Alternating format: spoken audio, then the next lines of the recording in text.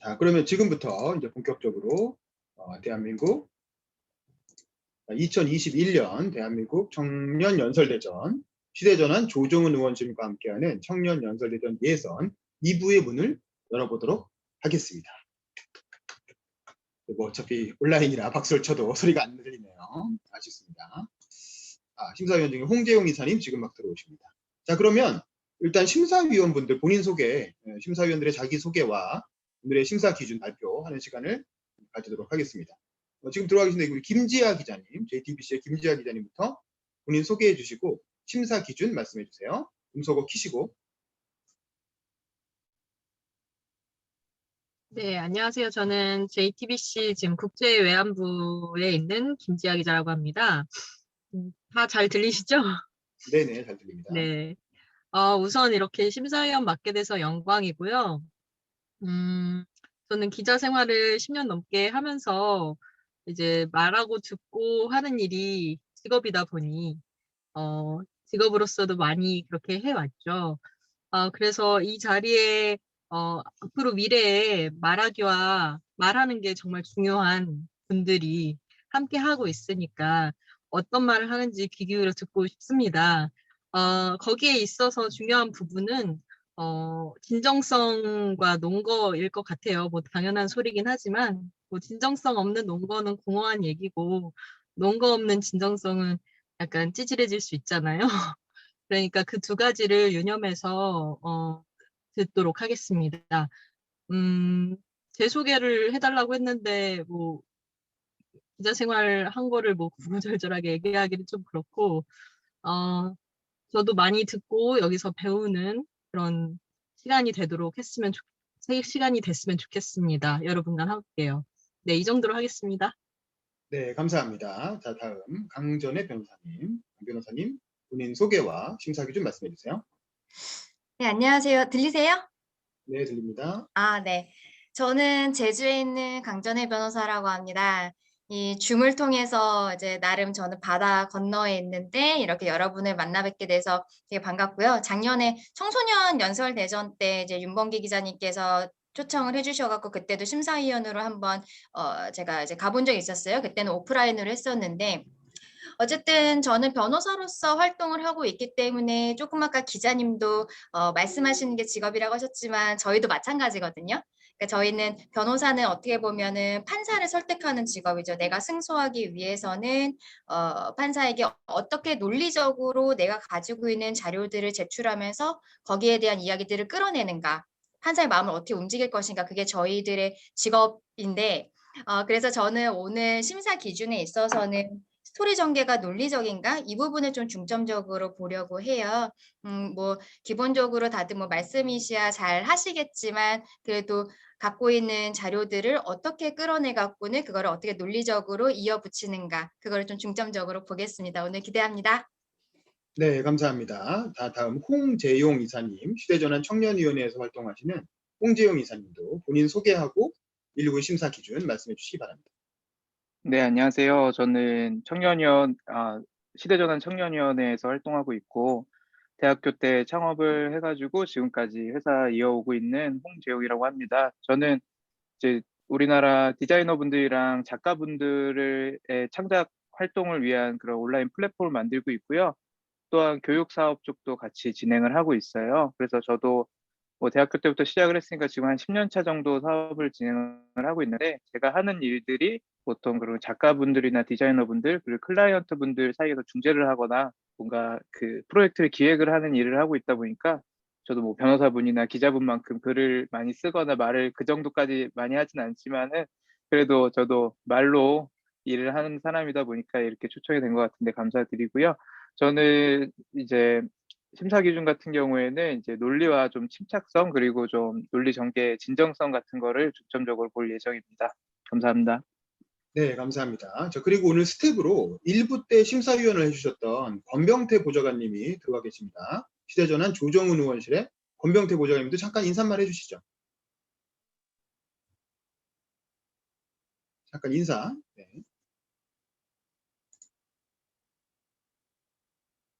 네, 보좌관님, 지금 그 말씀을 하고 계신데 소리가 지금 안 들리는 것 같아요. 뭔가 이렇게 오디오 연결이 안 된 게 아닌가 싶은데, 그렇죠? 다른 분들도 소리 안 들리시죠? 네, 아쉽습니다. 소리가 안 들리니까 그러면 그냥 이렇게 들립니다. 해서 예, 저렇게 하면 들립니다. 이게 지금 블루투스 연결되어 있는데 이게 안 되나 보네요. 다시 한번 시대전환과 다준다 연구소가 공동 주최하는 이 행사에 참가해 주신 분들, 그리고 심사위원으로 이 좋은 화창한 토요일 오후에 와주신 모든 분들께 감사드립니다. 일부에는 심사위원을 했었는데 저는 심사위원님들의 심사평이 정말 인상적이었습니다. 그 참가자분들의 주제도 6개가 다 달랐거든요. 되게 다채롭게 들었고요. 오늘 지금도 기대하고 듣겠습니다. 2부에서 저의 역할은 시간을 재는 역할입니다. 스텝입니다. 그래서 5분 넘어가면 경고는 못 드리겠지만 정확하게 제가 하여튼 여러분들이 발표하신 시간을 딱 측정해서 기록에 남겨서 심사할 때 참고할 수 있도록 하겠습니다. 다들 잘해주세요. 감사합니다. 네, 감사합니다. 자, 그러면 이제 바로 대회 시작하도록 하겠습니다. 첫 번째 참가자죠. 신윤성 참가자 음소거 켜주시고요. 자, 신윤성 참가자의 연설을 집중해서 들어보겠습니다.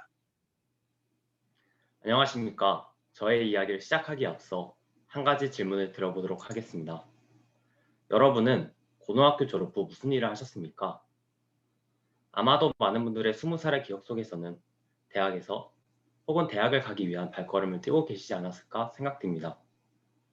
이렇듯 고등학교 졸업 후 20대 첫걸음이라는 제 질문에는 대학이라는 루트가 공식화되어 있습니다. 이 내용에 뒷받침하듯 한국교육개발원의 발표로는 2020학년도 대입과정 일반고 학생의 대학 진학률은 최근 10년 새 가장 높은 수준인 79.4%를 기록했다고 합니다. 늦었지만 제 소개를 시작하도록 하겠습니다. 안녕하십니까. 저는 이제 막 20살이 된 고졸개발자 신윤성이라고 합니다. 저는 중학교를 졸업하고 흔히 말하는 대학을 가기 위한 고등학교가 아닌 직무 능력을 배우는 고등학교로 가기로 마음먹었습니다. 하고 싶은 목표가 생겼는데 고등학교에서 대학 입시 교육을 받고 싶지 않았습니다. 대학은 제가 필요하다면 그때 가도 늦지 않겠다고 생각했습니다. 제가 이런 결정을 했을 때 담임 선생님은 물론 교장 선생님과도 면담을 해야만 했습니다. 그리고 선생님은 저에게 윤성아, 너는 공부도 잘하는데 대학을 갈 생각을 해야지 왜 그런 데를 가려고 하니? 라고 말씀하셨습니다. 맞습니다. 아직까지의 선생님의 나이의 사회적 시선은 공부를 잘하면 대학을 나와야 했습니다. 사회적으로는 그런 곳은 공부를 잘하지 못하는 사람이 가는 곳이었습니다. 물론 지금은 제 꿈과 설명을 들으신 후에는 진심으로 저를 응원해 주셨지만 아직까지도 대학을 가지 않은 사람들은 이러한 편견 속에서 사회를 맞서 싸우고 있습니다. 여러분, 고등학교를 졸업하면 꼭 대학을 나와야 하나요? 인터넷을 보다 보면 대학을 나오지 않으면 성공하지 못하는 루저다 와 같이 평가절하하는 문장을 종종 볼 수 있습니다. 이렇게 제가 아는 사람들 중 대학을 졸업하지 못해 성공하지 못한 사람들은 빌 게이츠, 스티브 잡스, 마크 저커버거 정도가 되겠네요. 우리가 아는 그 유명한 대학 유재석도 대학을 중퇴하였습니다. 대학을 졸업하지 못하면 성공하지 못한다는 말에 저도 크게 동감합니다. 이 사람들이 만약 대학을 졸업하고 창업을 했다면 지금쯤 저희는 날아다니는 자동차를 타고 화성에 갈 수 있었을 텐데 말입니다. 과연 이 사람들이 대학을 졸업하지 못해 실패한 삶을 살았나요? 아니죠. 그들은 자신만의 능력으로 세상을 뒤흔든 영향력 있는 사람들입니다. 어쩌면 꼭 대학 학위만이 인생을 결정하지 않는다는 것을 증명한 산 증인이 될 수 있을 것입니다. 언제부터인가 사회에서는 대조를 전제하에 대화가 오간다고 합니다. 어느 대학 나오셨어요? 전공이 뭐예요? 라는 말이 대학이라는 포장지가 없는 고졸자들은 자신을 포장하느라 바쁘다고 합니다. 대학을 나와도 어떤 대학을 나왔느냐에 따라 차별받는 현실 속에서 고졸은 사회적 편견에서 자유롭지는 못할 것입니다. 다행히 저는 다른 고졸분들과는 다르게 학벌에 무게가 없는 직장생활을 하고 있습니다. 저는 고려대학원 팀원과 카이스트 선임과 엘리트 일본 유학생이었던 팀장님과 같은 팀에서 함께 실무의 일을 하고 있습니다. 고졸이면서 가장 나이가 어린 저에게 경험을 쌓기 위해 프로젝트 매니저를 할 수 있는 기회를 주셨습니다. 일은 많지만 야근을 강요받지 않고 무엇보다도 학위에 얽매이지 않고 동일선상에서 같은 기회를 주시는 것 하나만으로도 저는 행복했습니다. 물론 대학을 나온 사람보다 제가 부족할 수 있습니다. 하지만 저는 대학에서 공부하는 것보다 대학을 포기함으로써 생기는 시간 속에서 제가 채워낸 경험과 실무 능력만큼은 결코 뒤처지지만은 않을 것입니다. 저는 대학을 나올 필요가 없다고 이야기하는 것이 아닙니다. 단지 대학이라는 종착지를 정해두고 모두가 대임 레이스를 펼치는 현실을 이야기하는 것입니다. 대학이 취업사관학교가 아닙니다. 취업을 하기 위해 당연한 순서로 대학을 선택해야 되는 현실을 비판하는 것입니다. 대학은 내 인생에서 필요하다는 생각이 들면 그때 가도 늦지 않아야 합니다. 하고 싶은 일을, 내가 잘할 수 있는 일을 잘 해내가는 것이 중요하다고 생각합니다. 물론 이러한 일이 현실 가능하기 위해서는 반드시 사회적 시선도 바뀌어야 합니다. 꼭 대들자가 아니더라도 하고 싶은 일에 쏟은 땀과 노력만큼은 동일선상에서 바라보고 평가를 해야 할 것입니다. 대학은 본질적으로 필수가 아닌 선택이라는 사실을 여러분들은 잊지 않으셨으면 좋겠습니다. 이상으로 연설을 마치도록 하겠습니다. 감사합니다. 네, 감사합니다. 잘 들었습니다. 바로 이어서 두 번째 참가자 연설 들어보겠습니다. 자, 문지성 참가자님, 음소거 켜주시고요. 자, 문지성 참가자님의 연설을 다시 한번 집중해서 들어보겠습니다. 저는 오늘 당당합시다 라는 제목으로 제 이야기를 여러분께 나누어 보고자 합니다. 제가 16살 때의 일이었습니다. 고등학교에 가면 밤 10시까지 야자를 해야 한다는 소식을 접했을 때 저는 용납할 수가 없었습니다. 그래서 저는 특성화 고등학교에 진학하기로 마음먹었습니다. 19이 되던 해였습니다. 1m짜리 책상에서 12년을 버텼는데 저에게 진로를 정하라고 어른들은 말했습니다. 저는 이해 또한 용납할 수가 없었습니다.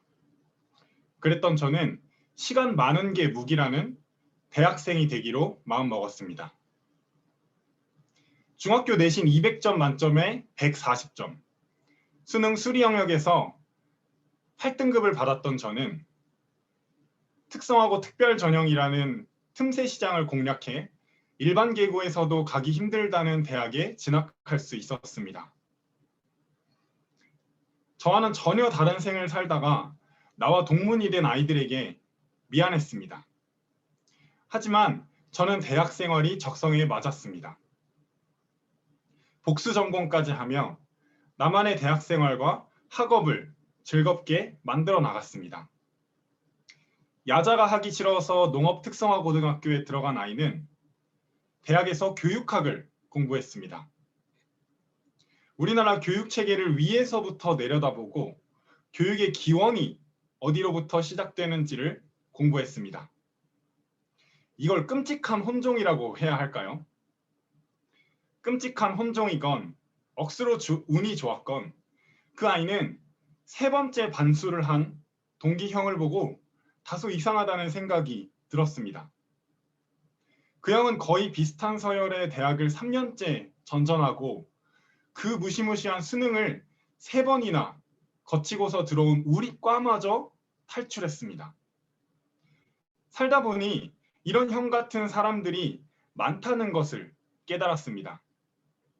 서성하는 연고대를 선망하고 연고대는 서울대를 선망하고 서울대 국어교육과는 서울대 국어국문과를 선망하더랍니다.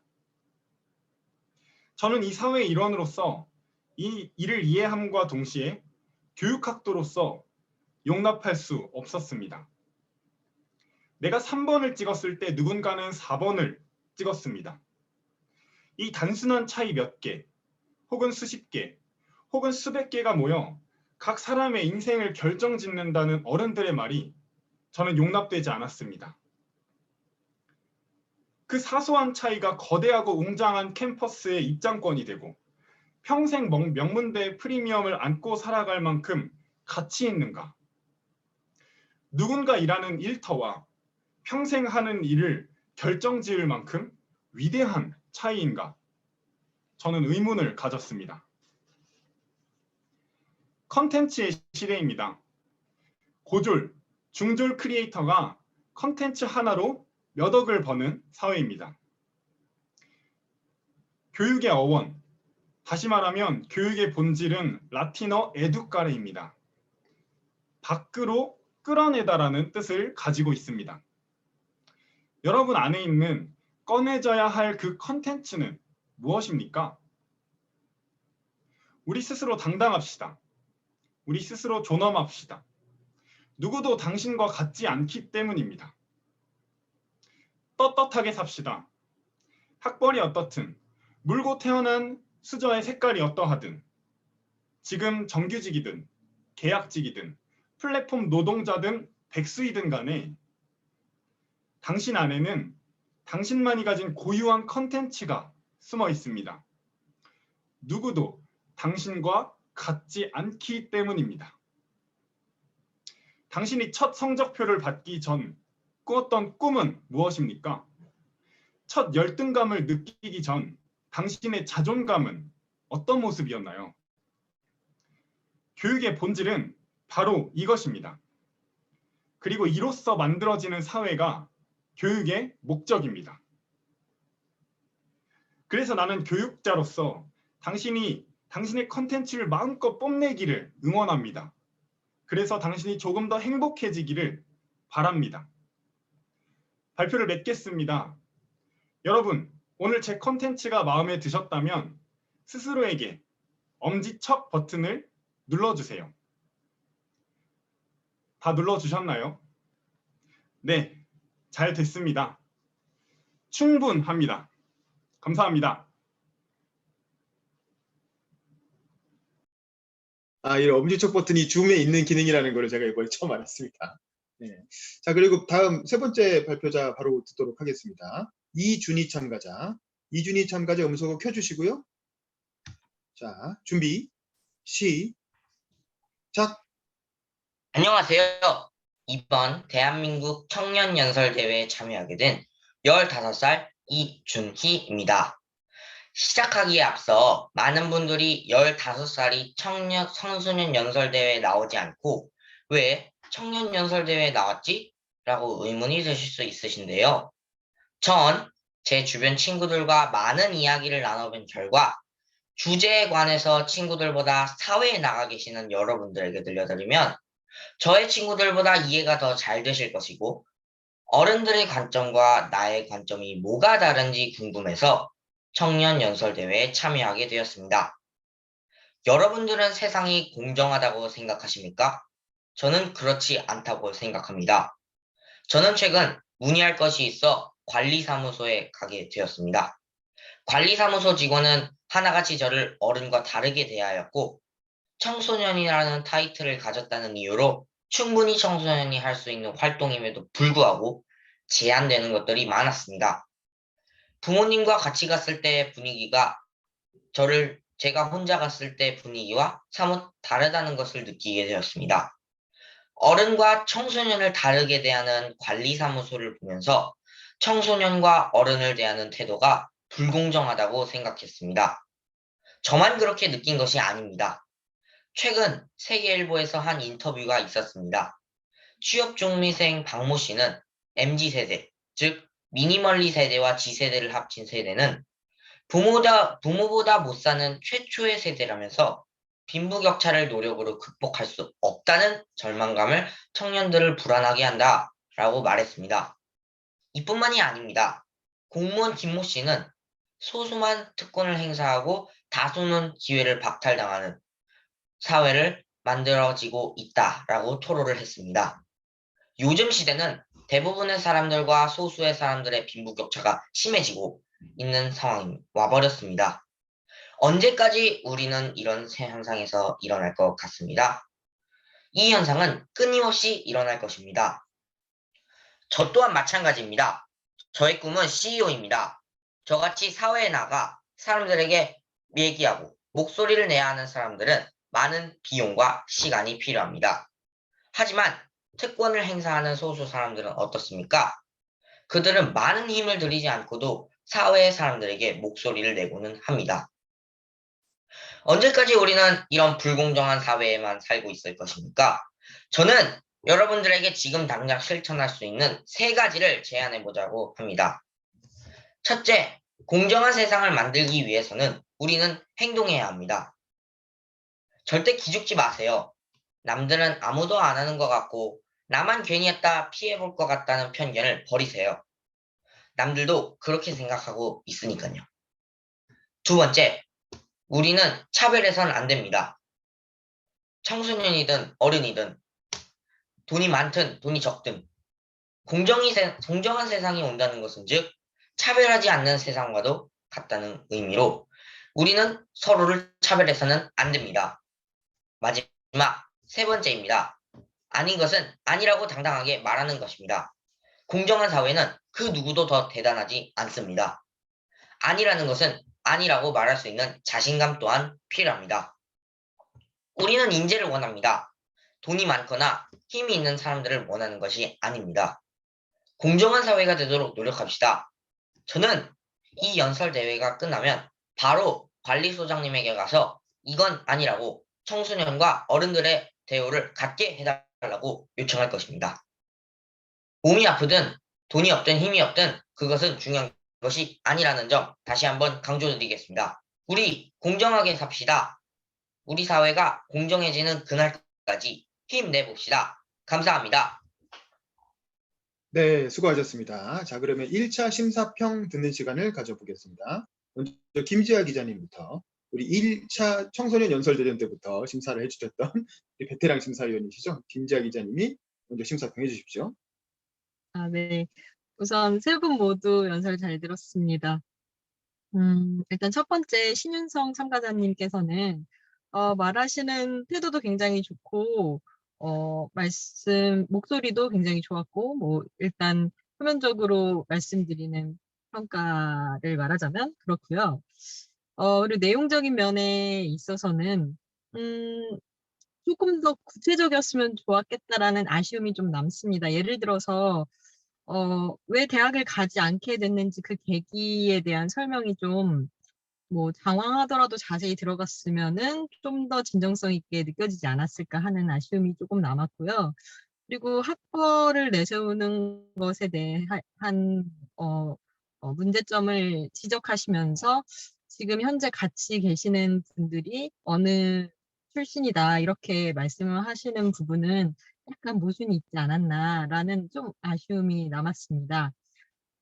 좀 그 연설하실 때 내용에 좀 그 자세한 디테일을 넣으면 더 좋은 연설이 될 수 있을 것 같습니다. 그리고 두 번째 문지선 참가자님께서도 역시 굉장히 말하는 태도가 좋으시고 속도도 좋았던 것 같습니다. 처음엔 약간 속도가 느리다고 생각을 했는데 시간이 지나면서 긴장이 풀리셨는지 좀 더 나아지셨어요. 근데 뭐 방송 기자로서 말씀드린다면 뭔가 이렇게 같은 서술어를 반복하면 좀 지루하게 느껴질 수 있거든요. 근데 저는 용납할 수 없었습니다. 이 말을 뭐 한 4-5번 정도 반복하셨던 것 같아요. 그런 그 서술어만 좀 바꿔줘도 내용이 조금 더 생생하게 살아날 수 있으니까 다음번에는 그런 부분에 유의하시면 좋을 것 같고요. 그리고 이제 마지막에 이제 컨텐츠에 대해서 얘기를 하셨는데 그럼 그 본인의 컨텐츠는 뭐 어떤 색깔인지 조금 더 구체적으로 마찬가지로 신윤성 참가자님과 마찬가지로 어떤 것인지 뭐 이렇게 사람들이 들었을 때 딱 기억에 남는 한 가지라도 있었으면 좋겠다라는 아쉬움이 좀 남았습니다. 그리고 마지막으로 이준희 참가자는 그 앞서 말씀드렸던 디테일이 잘 들어간 연설이어서 그런 부분 굉장히 좋았습니다. 그리고 또 말씀하실 때 강조점을 줄 알더라고요. 그냥 평이한 속도로 말을 하는 게 아니고 이런 부분은 본인이 강조하고 싶은 부분이 있으면 제스처를 한다든지 속도를 살짝 느리게 간다든지 하는 부분은 굉장히 연설할 때 좋은 기술입니다. 그런 부분을 본인이 이제 연습해서 한 건지 자연스럽게 나온 건지 모르겠지만 좋은 부분이라고 생각하고요. 더 발전시키면 좋을 것 같습니다. 그리고 역시 마찬가지로 관리사무소 왜 갔는지가 전 좀 궁금했어요. 그런 디테일들이 좀 간단하게라도 뒷받침되면은 훨씬 기억에 남는 연설이 될 수 있거든요. 이렇게 크게 포장하거나 수상적인 얘기를 하는 거는 기억에 남기 어려우니까 그런 디테일을 좀 살리는 방향으로 다듬으면 훨씬 더 좋은 연설이 될 것 같습니다. 모두 잘 들었습니다. 네, 감사합니다. 자, 두 번째 강전혜 변호사님 심사평 부탁드립니다. 네, 세 분 말씀 다 잘 들었고요. 세 분 다 말씀하실 때 뭐 발음이라든지 이런 말씀하시는 태도 이런 것들은 전체적으로 다 좀 좋았던 것 같습니다. 한 분씩 제가 느낀 바를 말씀을 드릴게요. 첫 번째로 신윤성 선생님 말씀하신 내용은 전체적으로 기자님 조금 말씀하신 거랑 굉장히 비슷한데요. 제 느낌도 신윤 선생님 나만의 이야기가 있는 것인지 조금 의문이 있습니다. 차별성이 있는 이야기라고 주제가 좀 보기는 제가 생각하기엔 조금 떨어졌던 것 같고요. 그리고 기자님 말씀하신 것처럼 학벌에 대한 어떤 문제 제기를 하시면서 같이 일하는 사람이 어떤 거를 학교를 나온 사람이다라고 좀 너무 구체적으로 얘기를 하셨어요. 그래서 오히려 그 부분이 조금 반감이 들었달까 그런 부분도 있습니다. 그리고 대학을 가는 대신 본인이 실무 능력을 키웠다 이렇게 이야기를 하셨는데 그렇다면은 뭐 보통 대학이 4년, 5년 정도 다니지 않습니까? 나는 그동안에 뭐 어떤 거를 몇 년 동안 준비를 해서 뭐를 했고 요런 것들이 구체적으로 들어갔으면 좋았을 것 같은데 그냥 저는 대학을 다니는 시간 대신 실무 능력 키웠습니다라고 너무 두루뭉술하게 이야기를 해주셨어요. 그 부분에 대해서도 조금 이해가 약간 안 되는 부분이 있었습니다. 그리고 대학은 나중에 늦게 가도 된다 이런 얘기 하셨는데 그렇게 되는 대학 시스템이 됐으면 좋겠다라고 얘기를 하신 것 같아요. 근데 어쨌든 대한민국에는 또 평생교육 이런 시스템들이 또 있기는 하잖아요. 그렇기 때문에 본인이 말씀하시는 대학을 늦게 가도 된다와 물론 평생교육이 약간 결이 다른 건 알겠는데 그 부분도 조금 더 언급을 해주셨으면 구체적으로 언급을 해주셨으면 좋지 않았을까 이런 생각이 듭니다. 그리고 두 번째로 문지성 선생님 같은 경우에는 저는 사실 얘기를 듣는 동안에 문지성 선생님이 지금 뭐 하시는 분일까? 예. 이제 학생일까? 교육학자일까? 뭐 직장을 다니고 계실까? 선생님일까? 그 궁금한 거예요. 그래서 본인이 야자가 싫어서 교육학을 전공을 했고 교육학을 전공한 사람으로서 이런 것들을 받아들이기 어렵다라고 얘기를 하시는데 본인이 지금 하시는 일에서 느낀 바 이런 것들이 조금 더 들어가 줬으면 좋았을 것 같은데 그게 좀 궁금하더라고요.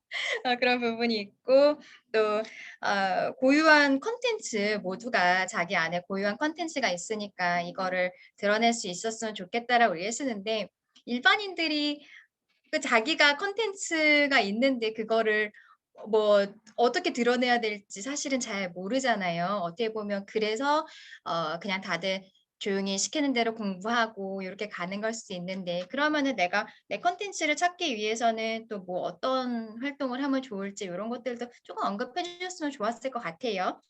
그리고 마지막으로 이준희 선생님이 말씀하신 내용은 관리사무소에서 무슨 일이 있었는지 잘 모르겠지만 약간 관리사무소에서 뭐 좀 부당한 일을 당하셨어요. 그러고서는 그 다음번에 나온 얘기가 지금 청년들이 부모 세대보다 더 잘 살기 어려운 세상이 되어버렸다. 이런 이야기들을 하시고 또 조금 지나서 이준 선생님은 꿈이 CEO다. 이런 얘기를 하시고 그 다음에 불공정한 사회를 말하자면 철폐하기 위해서 세 가지를 제안하겠습니다. 이렇게 얘기를 하셨는데 이게 좀 저는 논리적으로 이게 너무 비약되면서 넘어간 것이 아닌가. 요 중간중간에 조금 더 구체적인 이야기들이 있었으면 좋겠는데 약간 저는 이준 선생님 얘기하실 때는 주제가 너무 팍팍 넘어가서 조금 이렇게 이해가 안 되는 부분들이 있었습니다. 네, 저는 저의 평은 여기까지 하도록 하겠습니다. 네, 감사합니다. 다음 홍재용 이사님, 자, 세 번째 심사평 부탁드리겠습니다. 네, 다른 심사위원분들이 다 저랑 같은 생각을 하셔가지고 첨언할 내용이 그렇게 많지가 않은데요. 일단 첫 번째 신윤성 참가자님 같은 경우에는 다른 분들 말씀하신 거랑 똑같은 걸 느꼈는데 그 학벌에 대해서 지적을 하시면서 같이 일하시는 분들의 학벌에 대해서 좀 디테일하게 말씀하시는 게 조금 어긋나지 않나라는 생각이 들었고요. 이게 만약에 연설이 아니라 토론이었으면 공격받을 만한 요소가 되게 많았던 것 같아요. 예를 들어 하고 싶은 일을 잘해야 하는 것이 중요하고 뭐 사회적 시선이 바뀌어야 하고 하는데 그 뭐 자신의 적성을 위해 노력을 해야 된다. 대입이 중요한 게 아니다라고 했을 때 그러면 대학생들이 하는 노력은 무엇인가라고 했을 때 첨예하게 대립되는 게 있을 수 있어가지고 조금 그런 부분에 좀 보완이 됐으면, 그러니까 제가 말씀드리고 싶은 거는 이거에 대해 보완이 되려면은 자신의 경험을 말씀해 주신 게 되게 좋으셨을 것 같은데 지금 20살 개발자라고 하셨는데 실제로 어떻게 취업 갖고 어떤 프로젝트를 맡으면서 대학에 갔다면 나는 지금 이런 공부를 하고 있었겠지만 가지 않고 바로 취업을 했기 때문에 이런 일을 경험할 수 있었다라는 거를 중점적으로 얘기해 주셨으면 더 좋았을 것 같습니다. 그리고 문지성님 같은 경우에는 그 서술 쪽에서 아까 말씀하신 것처럼 용납할 수 없다라는 말이 너무 많이 나와가지고 조금 그런 감이 있었고요. 그리고 콘텐츠 같은 경우에도 앞서 말씀해 주신 것처럼 일반인들에게 크게 공감하기 조금, 그러니까 알겠는데 나에게 맞는 말인가라고 조금 그렇게 느낄 수 있을 것 같아요. 그리고 야자가 싫어서 이제 뭐 그런 것이 용납이 안 됐는데 대학교 공부는 자기한테 좀 맞았다고 하셨는데 그게 왜 맞았는지 그런 것들을 조금 더 디테일하게 말씀해 주셨으면 좋았을 것 같고요. 어, 잠시만요. 그리고 마지막으로 이준희님 같은 경우에는 저는 굉장히 재밌게 들었어요. 앞에서 말씀하신 것처럼 관리사무소랑 어떤 일이 있었는지도 되게 궁금하고 그렇긴 한데 그리고 또 좋았던 것 중에 하나가 자기 생각뿐만 아니라 이제 뭐 기사나 타인의 말을 인용해 가지고 조금 신뢰도를 올린 것도 좋았던 것 같고요. 말씀 중간중간에 이렇게 강조해 주시고 이렇게 어 바디랭귀지로 조금 더 강조해 주신 것들 그런 것들이 되게 좋았던 것 같습니다. 그리고 기죽지 마세요. 서로 차별하지 마세요. 뭐 아닌 것은 당당하게 말하자. 그리고 본인의 꿈은 CEO다. 그리고 빈부격차와 특권 이런 것들을 얘기해 주셨는데 사실 이런 것들이 조금 그 CEO라는 결론이 아니라 그 꿈과는 어떻게 연결되는지 잘 이해가 안 돼서 왜 CEO가 되고 싶은지 하고 싶다면은 어떤 분야의 CEO가 되고 싶은지 그런 것들을 같이 첨언해 주셨으면 더 좋았을 것 같습니다. 네, 감사합니다. 네, 감사합니다. 자, 그럼 바로 이어서 네 번째 참가자의 연설 들어보도록 하겠습니다. 박하진 참가자 음소거 켜주시고요. 자, 박하진 참가자의 연설을 음소거 켜주시고요. 박하진 참가자님. 네, 좀 집중해서 들어보겠습니다. 안녕하세요. 저는 17살 고등학교 1학년입니다. 제가 참가자 중에 가장 어린 나이일 줄 알았는데 저보다 어린 중학생도 있더라고요. 여기 온라인으로 저의 말을 듣고 계신 분들은 다들 고등학교 시절을 겪으셨지요. 오래전에 뉴스를 보니 학생들 책가방이 무거워서 척추가 휘고 있다는 기사를 보았습니다. 다들 그런 기사를 보신 적이 있으신가요? 그런 무거운 책가방을 메고 걷거나 버스를 타고 등하교해본 기억이 있으신지요? 지금은 IT가 발달하고 4차 산업혁명이 얘기되고 있는 시대입니다. 그런데 아직도 학교에서는 종이 교과서로 공부를 하고 있습니다. 코로나로 제가 다니는 고등학교에서는 격주로 등교 수업을 하고 있습니다. 집에서 온라인 수업을 할 때 영상만 보면 되는 학교도 있다지만 저희 학교는 등교할 때도 집에서 온라인 수업을 받을 때도 실시간으로 진행이 되기 때문에 교과서를 늘 갖고 있어야 합니다. 그러다 보니 교과서를 들고 학교와 집을 오가야만 합니다. 저희 학교는 특성화 고등학교라 7개의 과가 있습니다. 가장 적은 과목의 수를 가진 저희 과도 부교재들을 모두 포함하면 10건이 됩니다. 가장 적은 과목인 학과에 다니는 저조차도 힘든데 다른 과들은 오죽할까요? 심지어 저희 학교는 가파른 오르막길 위에 있습니다. 그래서 교과서를 가방에 지고 가는 날에는 마치 모래주머니를 넣고 다니는 기분이 듭니다. 내가 지금 등교를 하고 있는 건지 산을 타고 있는 건지 착각까지 들게 합니다. 게다가 교과서를 집이나 학교에 두고 오는 날에는 제대로 수업에 참여할 수 없었습니다. 그래서 교과서 PDF 파일을 혼자 힘으로 해결해 보려 했지만 과정은 매우 복잡했으며 담임 선생님의 동의까지 필요했습니다. 이 상황을 어떻게 생각하십니까? 당시에 제가 당장 필요했던 것은 교과서 파일입니다. 하지만 급박한 상황에서 그런 복잡한 절차는 답답하고 화가 나기에 충분했습니다. 저는 이해할 수 없었습니다. 4차 산업시대를 외치면서 왜 교과서는 그대로 종이여야 하는지요?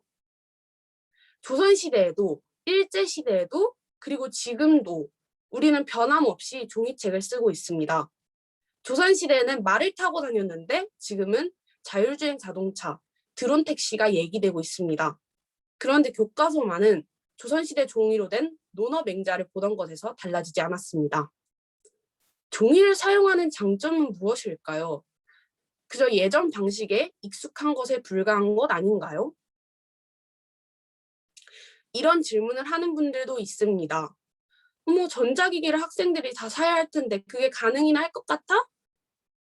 파일로 공부를 하면 수업 시간에 전자기기를 사용한다는 말인데 아이들이 공부를 하면서 딴짓을 안 한다는 보장이 있어? 성적 떨어지면 책임질 수 있어? 저의 집안이 부유한 것은 아닙니다.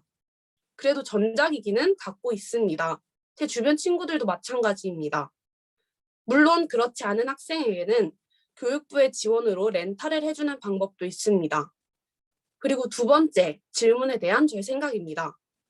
딴짓이라는 어림짐작으로 우리를 불신하지 말아주세요. 학생들에게 믿음을 주세요. 신뢰 없이는 아무것도 변할 수 없습니다. 무엇이든 장단점은 존재하죠. 여러분들의 의심으로 학생이 누릴 권리를 빼앗지 말아주세요. 저는 확신합니다. 종이 교과서가 가진 장점보다 파일 교과서를 활용할 때 더 좋은 장점과 방안이 많아질 것입니다. 스마트 기기에 파일로 된 교과서로 수업을 들으면 필기와 메모도 더욱 다채롭게 할 수 있습니다. 또 가방이 가벼워지며 휴대성이 좋아서 편리하고 실용적입니다. 하루에 필요했던 7과목의 교과서들이 모두 이 전자기기 하나로 간단히 해결이 되는 것이지요. 그리고 종이책을 만드느라 수천만 그루의 나무들이 베어지고 있기도 합니다. 현금 결제가 카드 결제 또는 페이 결제로 변하고 있고 끙끙대며 시장 바구니를 들고 다녔던 우리 부모님은 바로 이 손안의 핸드폰으로 물건을 구매하고 집 앞 배송을 하고 있습니다. 종이책을 대신해서 이북이 생겨났고 많은 분들이 이용하고 있습니다. 교육부의 적극적인 지원으로 종이 교과서를 없애고 파일로 된 스마트한 교과서를 사용했으면 좋겠습니다. 그래서 지구의 협파인 나무를 보호하고 싶습니다. 제 가방을 가볍게 하고 싶습니다.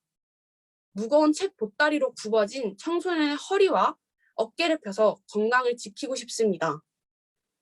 여러분, 종이 교과서로 스마트 교과서로 바꾸자고 호소하는 저의 외침에 함께하지 않겠습니까? 감사합니다. 네, 그다음 다섯 번째 참가자죠. 김진아 참가자. 김진아 참가자 음소거 켜주시고요. 네, 김진아 참가자의 연설을 집중해서 들어보겠습니다. 안녕하십니까. 공정한 대한민국을 꿈꾸는 청년 피스메이커 김진하입니다. 공정국가, 토지 보유세를 주거복지와 통일 재원으로 라는 주제로 이야기 나누려고 합니다. 저는 어린 시절 비가 오면 물이 새는 반지하 집에 살았습니다. 그래서 아파트나 1층 주택에 사는 친구들을 부러워했는데요. 통계청에 따르면 서울에 사는 1인 가구 청년 3명 중 1명은 지역구, 즉 반지하, 옥탑방, 고시원에서 살고 있습니다. 주변에 코로나19 때 전셋값이 2배로 올라서 이사해야 하는 신혼부부도 있는데요. 이러한 사회 불평등과 양극화의 근본적 원인은 무엇이고 극복하려면 어떻게 해야 할까요? 현재 주정은 의원을 비롯한 여야 국회의원 100여 명이 양극화 해소 대책특별위원회 설치와 양극화 해소 법 제정을 준비 중인데 양극화의 중심에는 부동산이 있습니다. 우리나라 상위 1%가 부동산의 55%를, 상위 10%가 대부분인 98%를 소유하고 있습니다. 최근 5년 사이에 아파트 가격 인상률이 대기업 급여 인상률의 10배라고 하는데요. 높은 주거 비용은 결혼과 출산의 장애물로 작용한다는 연구 결과도 있습니다. 이제 대한민국은 평생 정직하게 땀 흘려 일해도 내 집 마련이 거의 불가능해진 사회가 되었고 아이들의 꿈은 건물주가 되었습니다. 과연 부동산 문제에 대한 해결 방안이 있을까요? 첫째, 저는 이제 토지 공개념을 기반으로 토지 보유세를 강화해서 불로소득을 최대한 환수하기를 제안합니다. 둘째, 거둔 세금을 주거복지와 통일 재원으로 활용하기를 제안합니다. 토지 공개념, 이거 공산주의 아니야? 라고 물으실 수 있겠지만 우리나라의 시장경제를 도입한 이승만 대통령은 취임 직후 농지개혁법과 토지개혁을 시행하여 건국 경제 발전의 초석이 되었습니다. 현 정부가 부동산 안정화를 시도했는데 오히려 상황이 악화되지 않았나 평가하시는 분들이 계실 겁니다. 현 정부는 빚내서 집사라는 이전 정부의 부동산 부양 정책을 바로잡지 못해서 부동산 가격이 폭등했습니다. 이를 수습하고자 주택 과다 보유자를 중심으로 무겁게 과세하여 그들이 월세와 전세를 올리는 바람에 주택 보유자와 무주택자 모두의 불만을 샀습니다. 무엇보다 LH 사태는 전 국민들에게 분노와 상실감을 주었습니다. 부동산 불균형 해소와 가격 안정화 그리고 투기 방지를 위해서는 토지 보유세를 강화해야 합니다.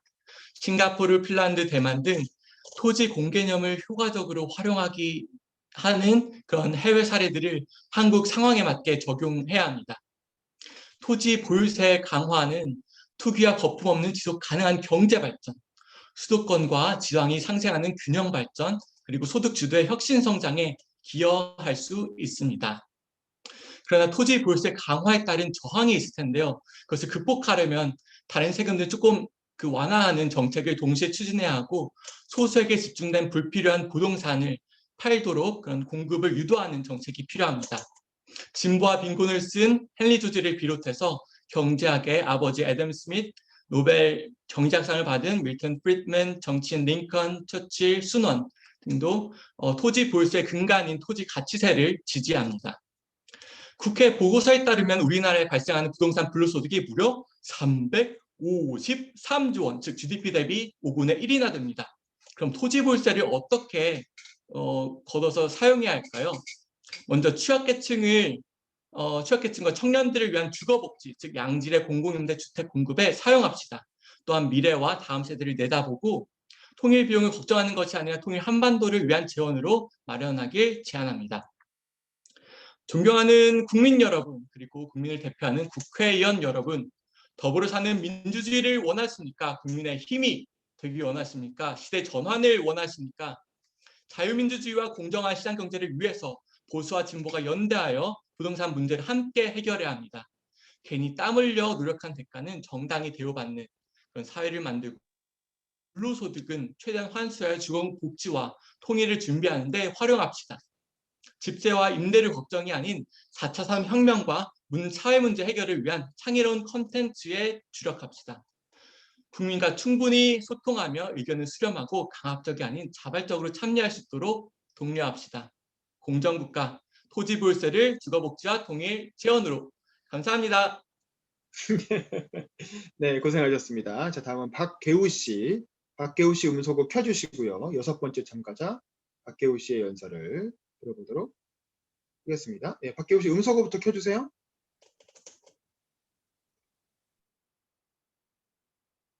네, 박계우 씨.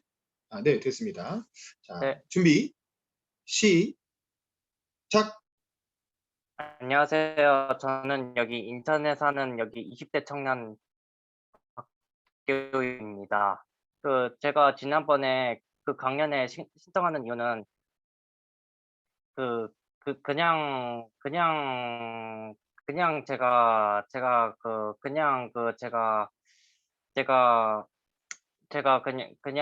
아무 이유 없이 참여한 것도 아니고 최근에 이제 현 정부에 대해서 이제 2달 전만 해도 거기 LH 사태가 안타까운 또 많이 이제 신경도 쓰이고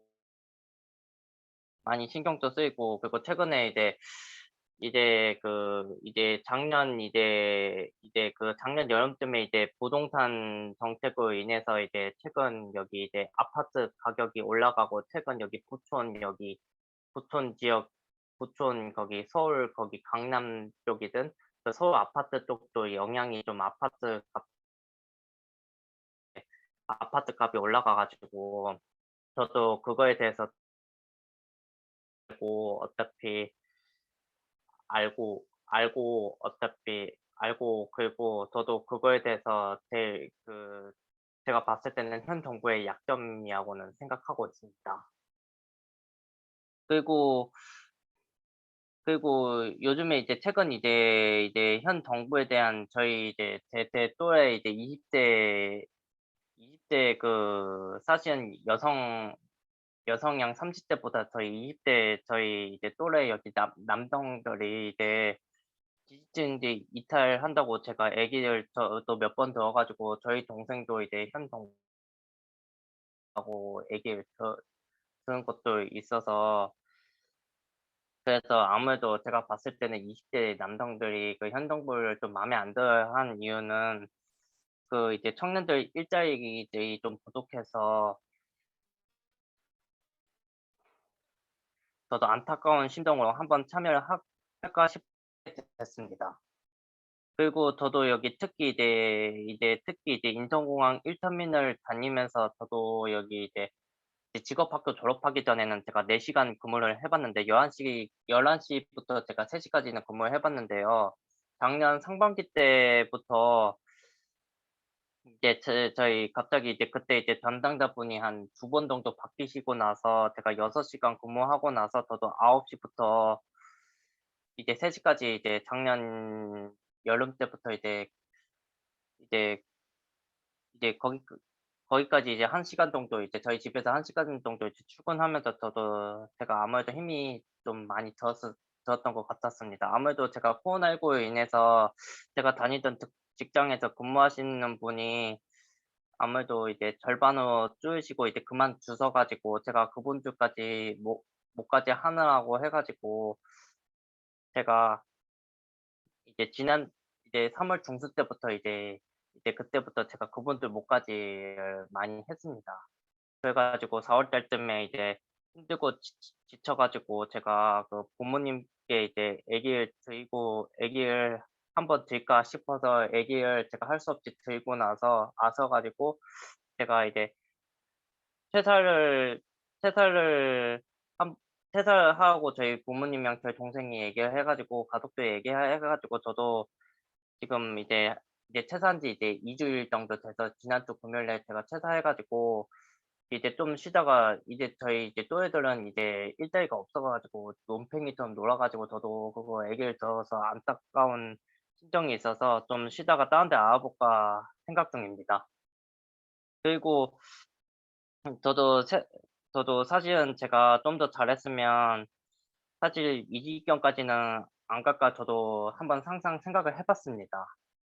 그래 가지고 아무래도 이제 청년들 일자리가 우선 이제 시급하고 그리고 이제 부동산 정책도 어차피 서로 이제 많이 이제 노력이 우선 많이 필요해 가지고 이제 지금부터라도 최악으로는 가지는 않고 어차피 최악으로는 절대로는 가지 않고 어차피 이제 그래도 이제 여야가 사실은 이제 노력을 많이 해서 이제 청년들도 일자리를 많이 이제 청년들만 일자리를 늘려야 되고 한 정책 같은 거 이제 집값 같은 것들 제대로 지금이라도 잡아야지 이제 어차피 이제 이제 노력 그냥 많이 해서 분발해서 다음에는 앞으로는 좋은 일 있고 이제 희망이 있었으면 좋겠습니다. 저도 사실 했지만 아무래도 다들 수고하셨습니다. 네, 고생하셨습니다. 자, 절묘한 타이밍에 영국에서 정다인 참가자가 지금 막 접속하셨습니다. 정다인 참가자 연설 듣고 마무리하면 될 것 같네요. 자, 정다인 참가자님 음소거 켜주시고요. 준비해 주시죠. 자, 준비, 시작. You're not sick, right? 제가 작년 초 평소와 같이 학교를 가다가 들었던 말은 너는 안 아프니? 였습니다. 안녕하세요. 저는 영국에서 졸업을 앞둔 정다인입니다. 이번 연설대전이 온라인이기 때문에 영국에서 저희 얘기를 전달할 수 있게 되었습니다. 작년 초 저는 코로나 바이러스가 증가했을 때 영국에 있었습니다. 이때 아시안 혐오와 차별도 더 많이 보게 되었습니다. 저는 이 당시 혼란스러웠습니다. 저는 인종차별을 겪어본 적이 없어서 어떻게 대응을 해야 했었는지 잘 몰랐습니다. 이때 제 많은 한국인 친구들은 한국으로 돌아갔습니다. 저도 그랬었습니다. 하지만 저는 졸업을 하기 위해 다시 돌아왔습니다. 저는 그 사건 이후 영국에서 집 밖에 나가면 긴장이 되었습니다. 첫 번째, 한국과 달리 사람들이 마스크를 끼지 않아서 신경이 쓰였고, 두 번째는 또 어떤 사람이 나에게 무슨 말을 겪어봐 신경을 쓰게 되었습니다. 집 밖에 안 나가게 되자 저는 나갈 때마다 긴장이 들어 숨이 가빠지고 현기증도 느꼈습니다. 저는 이때까지 제가 지난 일에 영향받고 있는지를 몰랐습니다. 인종차별인지도 몰랐습니다. 대응을 하지 못한 제 자신을 자책하고만 있었습니다. 하지만 저는 많은 사람들과 대화할수록 비슷한 경험과 감정을 듣게 되어 제가 그때 무기력했다는 것을 깨닫게 되었습니다. 저는 이 무기력함을 제 주변에서도 많이 듣게 되었습니다. 심지어 어떤 한국인은 묻지마 폭행을 당해서 또 다시 맞을까봐 집 밖에 나가기를 두려워했습니다. 이와 같은 아시아 혐오 범죄는 현재까지도 진행되고 있습니다. 올해 초 미국에 일어났던 아틀란타 총격 사건은 8명이 죽었고 그중 6명은 아시안 여성이었습니다. 하지만 각종 미디어에서 혐오 범죄에 대한 언급은 피했습니다. 사람들은 오랫동안 아시아 혐오 범죄에 대해 목소리를 냈지만 묵살 혹은 외면당하기도 했습니다. 그러면 어떻게 차별을 극복해 갈 수 있을까요? 이들의 경험을 듣고 상상하고 공유합시다. 저의 학교에서는 아시아 혐오 범죄에 대해 얘기 나누는 시간들이 있습니다. 제가 처했던 상황의 말을 듣고 제 말에 공감해주고 분노해 주었습니다. 덕분에 저는 제 경험이 인종차별인지 더 분명하게 알 수 있었습니다. 제 자신의 안전을 위해 연대하며 더 큰 목소리를 내고 있습니다. 위층에 사는 시민교육을 연구하시는 분의 경우 인종차별의 무기력함을 대응하기 위해 차별을 겪은 미국인, 중국인, 네팔인, 그리고 필리핀 분들이 온라인으로 만나서 같이 혐오 범죄에 대해 공부를 하고 각자의 이야기를 수집하여 공동 자서전을 사용한 연구 결과를 출판했습니다.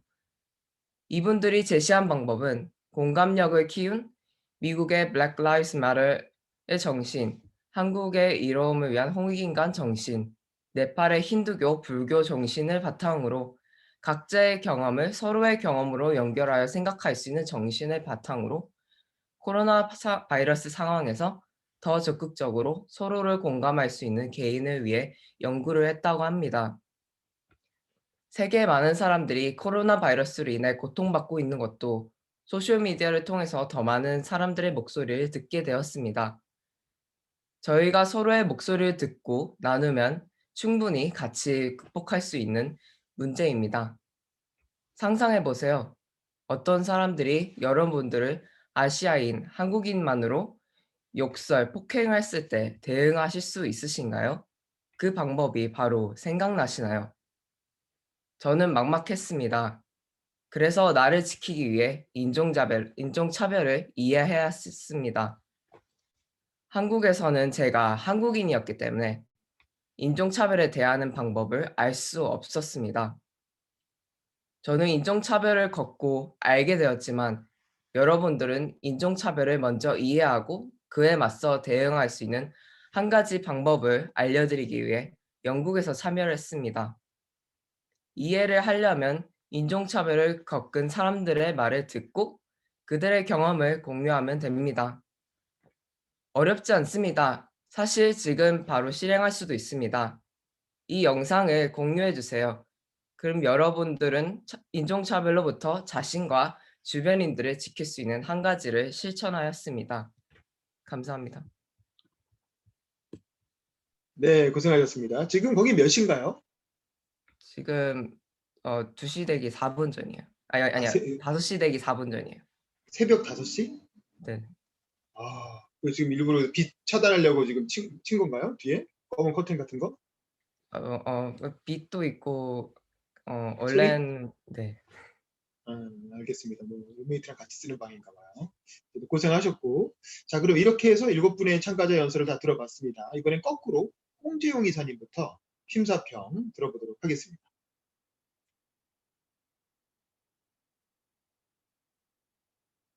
네, 음소거 켜주시고요. 네네. 네.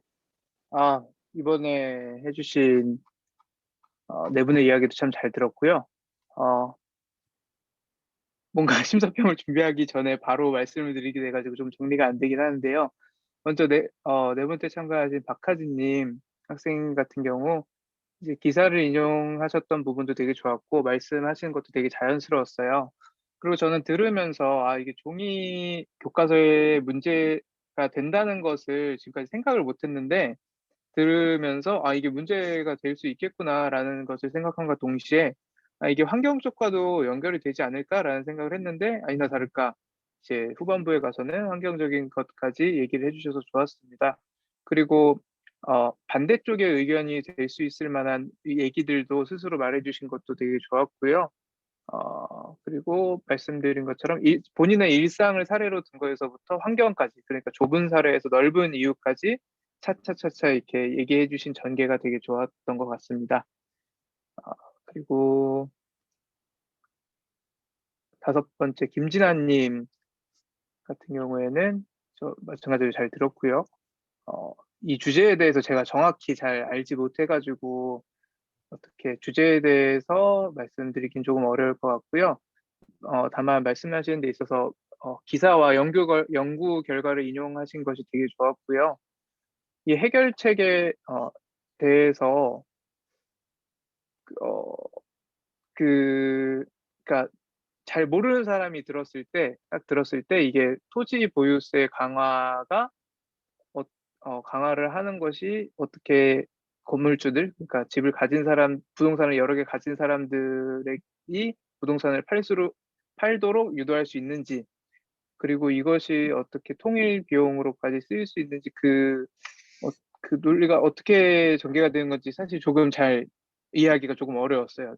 제가 이쪽에 무지를 해서 그런지. 그런데 어쨌든 얘기를 한다면은 무지한 사람들에게 말씀을 해주셔야 되기 때문에 어떤 그런 이유랄까요? 그 근거가 되는 것들을 말씀해 주시면 더 좋을 것 같습니다. 6번째 박계은님 같은 경우에는 뭔가 지금 LH 사태나 일자리 부족 같은 것에 대해서 지적을 하신 것 같은데 본인의 경험으로 말씀해 주신 것 같은데 그렇게 해서 어떻게 하자라는 결론이랄까요? 그런 주장이 조금 미비했던 것 같아서 조금 아쉬웠습니다. 그리고 마지막 정다희님 같은 경우에는 일단 평에 앞서서 되게 지금 힘든 시기 보내시고 계실 것 같은데 힘내시길 바라겠습니다. 말씀을 드리자면은 마찬가지로 한국에 있는 사람들은 한국인으로서 살기 때문에 한국에서는 인종차별을 겪지 않아서 인종차별이 무엇인지 모르고 그런 것에 대해서 그 사실 자체를 모르고 있었는데 그런 사실을 짚어주신 게 되게 좋았어요. 이거 같은 경우에는 제 해외에 거주하고 있는 친구도 맨 처음 인종차별 당했을 때 인종차별인지 몰랐다라고 하더라고요. 근데 저는 들었을 때 이게 그게 무슨 말인지 이해가 안 됐는데 왜 그렇게 느낄 수밖에 없는지를 말씀해 주신 게 되게 좋았어요. 그러니까 당해본 사람만 말할 수 있는 그런 사례였던 것 같아서 진정성이 많이 느껴졌었던 것 같습니다. 그리고 차별을 극복할 수 있는 방법에서 서로 경험을 공유하고 상상합시다. 그리고 우리가 오늘 들었던 내용을 공유하는 것만으로도 인종차별을 극복하고 이해하는 데 도움이 될 수 있을 것이다라는 실천 방안까지도 말씀해 주셔서 좋았던 것 같습니다. 네, 모두 고생 많으셨고 저는 여기까지 말씀드리도록 하겠습니다. 네, 감사합니다. 다음 강전혜 변호사님 심사평 말씀해 주시죠. 네, 처음에 이제 박하진 선생님 얘기는 되게 빠져들으면서 재미있게 들었습니다.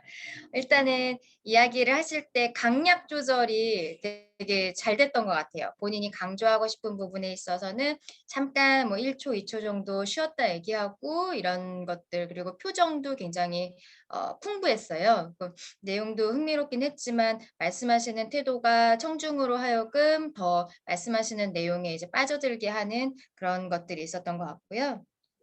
저 같은 경우에는 지금 교과서 무겁다라는 얘기를 하시는데 변호사들도 그 기록을 예전에는 다 종이로 프린트를 하니까 무거워서 이게 사실 막 왜 마트 갈 때 끌고 가는 카트 있잖아요. 그런 거를 큰 사건 같은 경우 끌고 가기도 하고 그랬습니다. 근데 이제 몇 년 전부터 전자소송이라는 게 이제 시행이 돼가지고 저희는 태블릿 PC에 이제 다 넣어요. 형사소송 같은 건 안 되긴 하는데 아직. 어쨌든 그래갖고 아직도 정말 4차 산업혁명 시대에 그 교과서 들고 다니는 게 참 힘들다는 얘기들이 되게 공감이 되면서 또 저는 이제 변호사로서 우리 전자소송하면서 편리하게 생각했던 거 이런 부분이 있어서 너무 진짜 재미있게 들었습니다. 그 두 번째로 이제 김진아 선생님 같은 경우에는 그 중간중간에 예시를 되게 많이 들어주셨어요. 부동산 그 가격 오른 것이 대기업 그 급여 인상된 거에 뭐 10배 정도 수준이다. 뭐 이런 얘기들을 해주시면서 그 몇 가지 이제 언론 기사나 이런 것들을 언급을 해주셨는데 굉장히 좋았어요.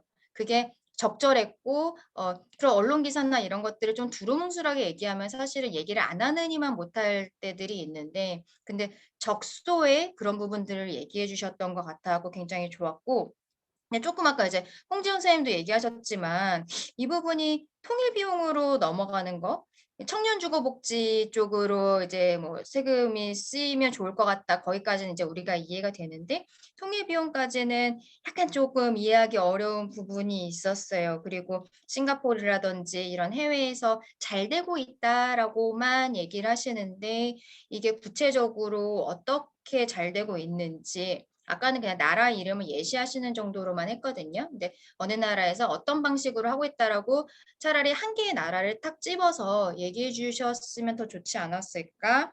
그리고 마지막으로 어쨌든 토지 보유세 강화를 해야 된다라고 지금 본인이 주제를 설정을 하셨으면 지금까지 대한민국 부동산 정책의 어떤 문제점에 대해서 조금 본인이 생각하시는 바를 얘기를 해주시고서는 토지 보유세 강화 부분에 대해서 언급을 해주셨으면 조금 더 이해가 쉬웠을 것 같은데 지금까지 그냥 가격이 폭등했다. 여기에 대한 문제 제기를 하셨고 그 전에 뭐 어떤 이유로 이게 지금까지 실패했다라는 부분에 대해서는 딱히 이제 구체적 이야기가 없어갖고는 그 부분도 들어갔으면 좋았을 것 같습니다.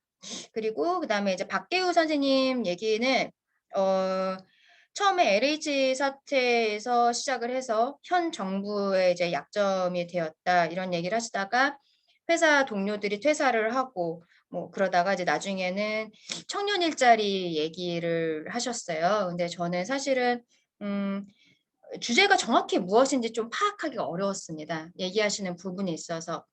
그리고 좀 그 부분이 아쉬웠던 것 같고요. 마지막으로 정다인 선생님 같은 경우에는 본인이 이제 영국에 다시 돌아가서 연대를 하면서 더 큰 목소리를 내려고 지금 노력을 하고 있다 이런 얘기들 해주셔서 굉장히 한국에 있는 사람으로서 지지하고 응원을 하고 있습니다. 그런데 아까 얘기하신 거에 위층에서는 뭐 연구한 결과를 출판을 했다, 뭐 이런 이야기들을 하셨어요.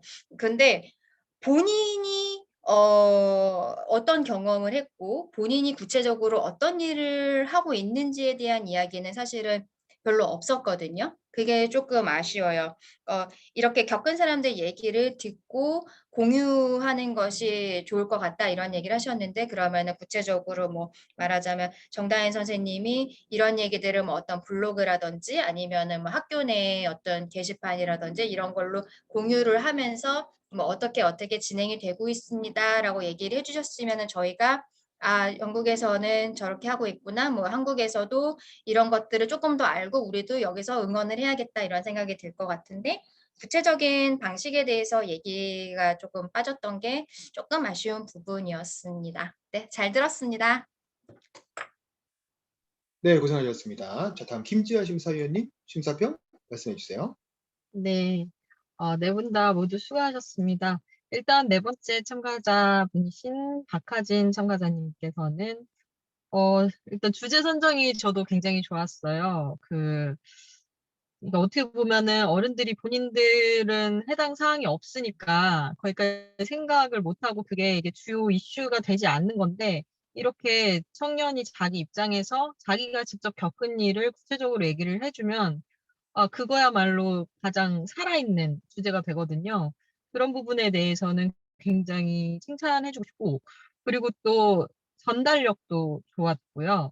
그러니까 말하는 뭐 태도나 뭐 속도나 뭐 이런 부분들 전달력도 굉장히 좋았던 것 같습니다. 근데 잘했기 때문에 조금 더 잘했으면 좋겠다라는 생각으로 덧붙이자면 그럼 해외에선 어떻게 되는 건지, 어떻게 하고 있는지라던가 아니면 현재 정말 구체적인 정책이 어떻게 진행이 되고 있는 건지 등 그것이 얼마나 현장이랑 괴리가 있는지 이런 부분들을 좀 짚어주면은 단순히 자기가 겪은 거에 대한 진정성은 지금 훌륭하지만 그 논거도 더 충분해질 수 있을 것 같아요. 그러면은 좀 얘기가 풍부하게 더 전달이 될 수 있을 것 같습니다. 생각해 볼 만한 주제를 선정해 주셔서 굉장히 고맙고, 다섯 번째 참가자 김진아님 같은 경우는, 어, 어, 저는 약간 대통령 출마 연설 같은 느낌이라는 생각이 좀 들었습니다. 이게 제가 왜 그런 말을 하냐면, 그 주제가 굉장히 광범위하면, 공격할 여지도 굉장히 많습니다. 그러니까 이게 한 문장만 가지고도 굉장히 논란이 많은 내용을 한꺼번에 다 그 5분 안에 넣어버리니까, 물론 내용 자체는 굉장히 준비도 잘하셨고, 그렇지만, 문장 하나하나에서, 나는 동의 못하는데? 이렇게 생각하는 사람들이 굉장히 많아질 수 있어요. 그러니까 주제를 크게 잡으면. 저희가 디테일하게 잡았으면 좋겠다라고 말하는 이유가, 그렇게 할 경우에 이제 반박의 여지도 굉장히 줄어들고, 더 와닿는 이야기가 되기 때문이거든요. 예를 들어서, 양극화의 원인은 부동산이라는 전제하에 얘기를 진행하셨는데 그 한 문장 가지고도 굉장히 나는 동의 못한다 라고 생각하실 분들이 굉장히 많거든요. 그래서 주제를 조금만 더 좁혀서 원래 하시는 대로 뭐 리서치나 이런 걸 하셔가지고 준비를 하시면 더 좋은 연설을 하실 수 있지 않을까라는 조금 아쉬움이 남았고요. 또 한 가지만 더 말씀드리면 제스처를 되게 잘 사용을 하시는데 너무 많은 제스처는 오히려 역효과를 낸다. 약간 강조가 안 되거든요. 강조를 하려면 좀 최소한으로 하는 게 좋지 않을까라는 생각이 들었습니다. 굉장히 준비 잘 하셔서 잘 들었고요. 여섯 번째 박계우님 같은 경우는 제 생각에는 문장 저희 기자들 같은 경우도 얘기하는 게 있습니다. 단문을 써라.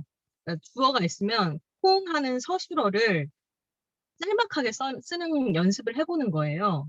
나는 밥을 먹었다. 나는 언제 밥을 먹었다. 나는 언제 어디서 밥을 먹었다. 이런 식으로. 저도 이제 이렇게 계속 주어에서 뭔가 이렇게 말이 덧붙여지니까 이 얘기가 어디로 가는 거지? 라고 사람들은 생각할 수 있거든요. 또 문장 정리하는 연습을 좀 먼저 하시고 그 이야기를 해주시면 훨씬 전달이 잘 될 것 같아요. 말씀해주신 거는 이제 현 정부에 대해서 20대 청년들이 일자리가 없는 게 불만이다 이런 부분도 얘기를 해주셨는데 그것도 이제 개인의 경험에서 이제 뻗어나간 거잖아요. 네, 개인의 경험을 자세하게 얘기해 주신 건 굉장히 좋았는데 그 경험을 좀 어떻게 하면 그럼 앞으로 이게 문제가 해결될 수 있을까 혹은 이렇게 좀 광범위하게 뻗어나갈 수 있도록 그 생각을 좀 열어줄 수 있는 연설을 해주시면 더 좋았을 것 같다라는 생각이 듭니다. 잘 들었고요. 그리고 마지막으로 정다희님 같은 경우는 일단 처음에 You are not sick, right? 이렇게 시작한 것에서부터 좀 시선을 끌었다 할까? 라는 부분에 있어서 기술적으로 좋았던 것 같습니다. 그리고 내용적으로도 지금 정다희님이 영국에 있기 때문에 해주실 수 있는 얘기를 해주신 거잖아요.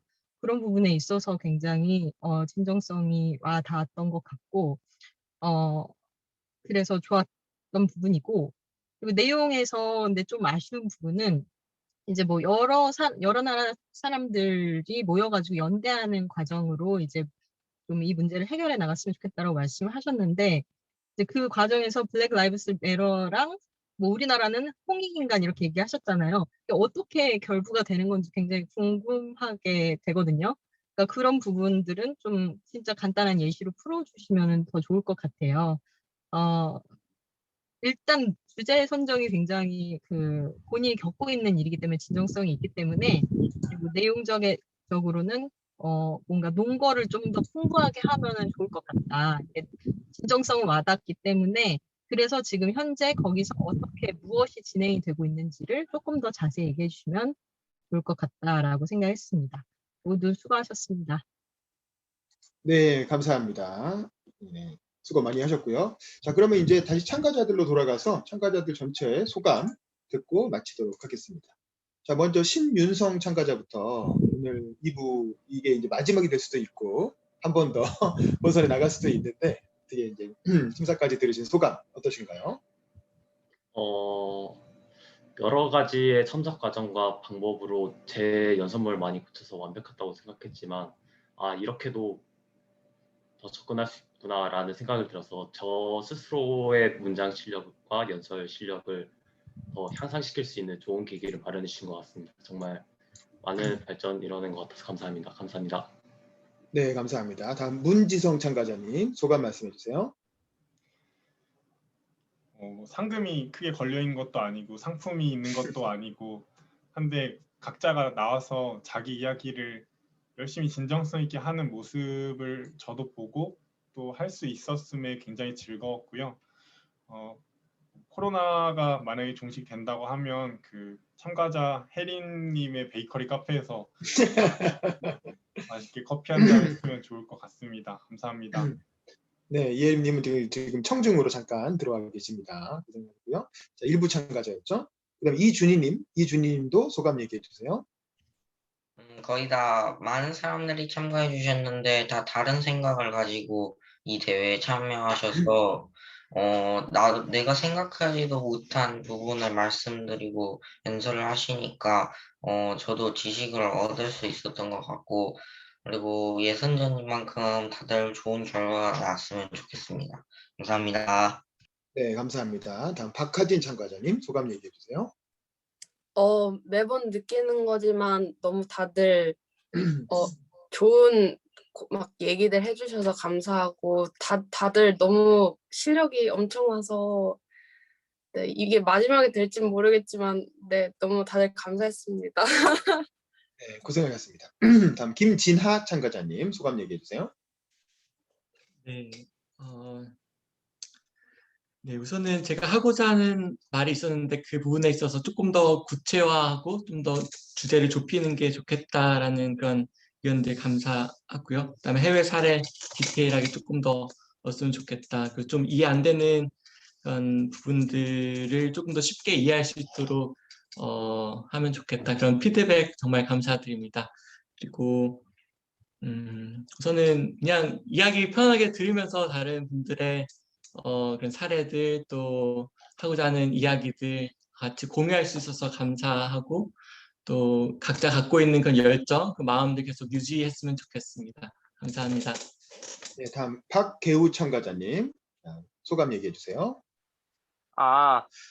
저도 오늘 같은 경우에는 이제 사실 마지막이어서 저도 제 시간에 한번 오고 싶었는데 제가 갑자기 어디 갔다 오느라고 해가지고 좀 운동하고 오느라고 해가지고 제가 좀 늦어서 좀 죄송한 것도 있지만 저도 그래도 사실은 오늘 저도 이제 연설 마학에 대해서는 저도 좀 부족한 부분이 있었지만 저도 최선을 끝까지 다 했다고는 저도 생각하고 그리고 특히 이제 저번에 이제 강연회 있을 때 제가 제 시간에 와서 제대로 참석해야 되는데 제가 저도 이제 일이 있어서 아쉽게도 일이 좀 있어가지고 저도 제대로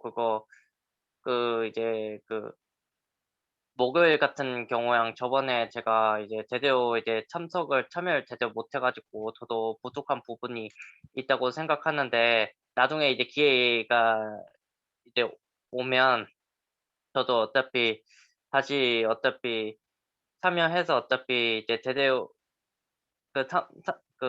참석해서 어차피 제대로도 어차피 이제 강연을 제대로 이제 참여해서 어차피 좀 더 지식을 얻고 좀 더 이제 연설을 좀 많이 해야 될까 생각합니다. 네, 수고하셨습니다. 알겠습니다. 네, 그럼 정다인 참가자님 소감 얘기해 주세요.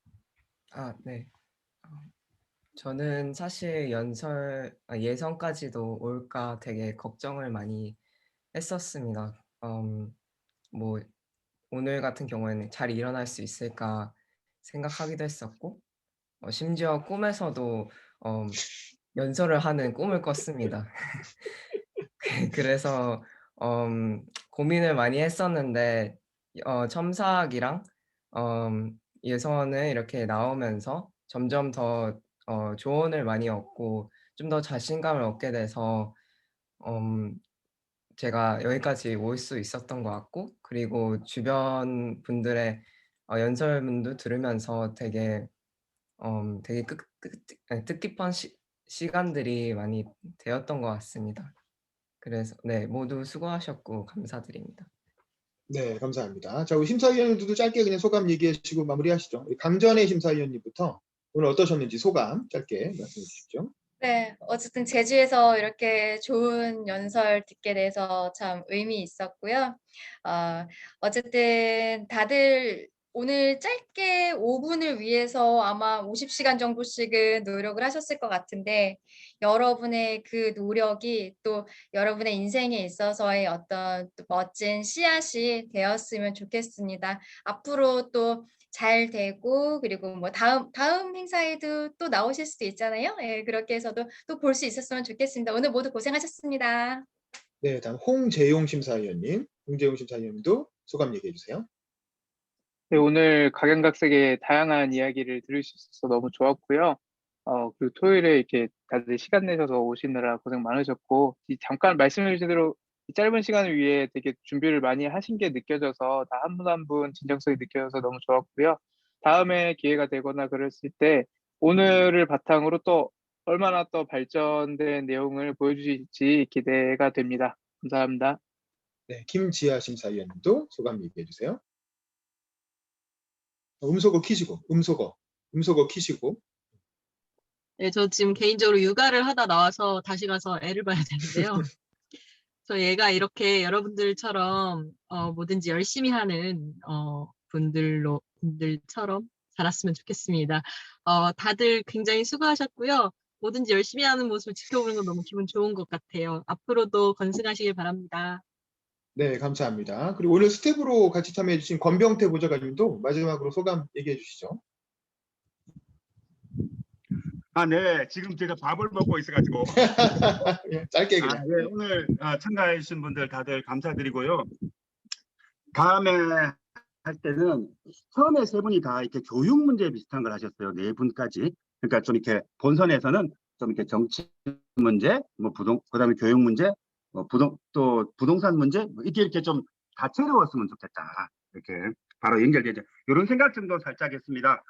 네, 다들 참가해 주셔서 감사드립니다. 계속 밥 먹을게요.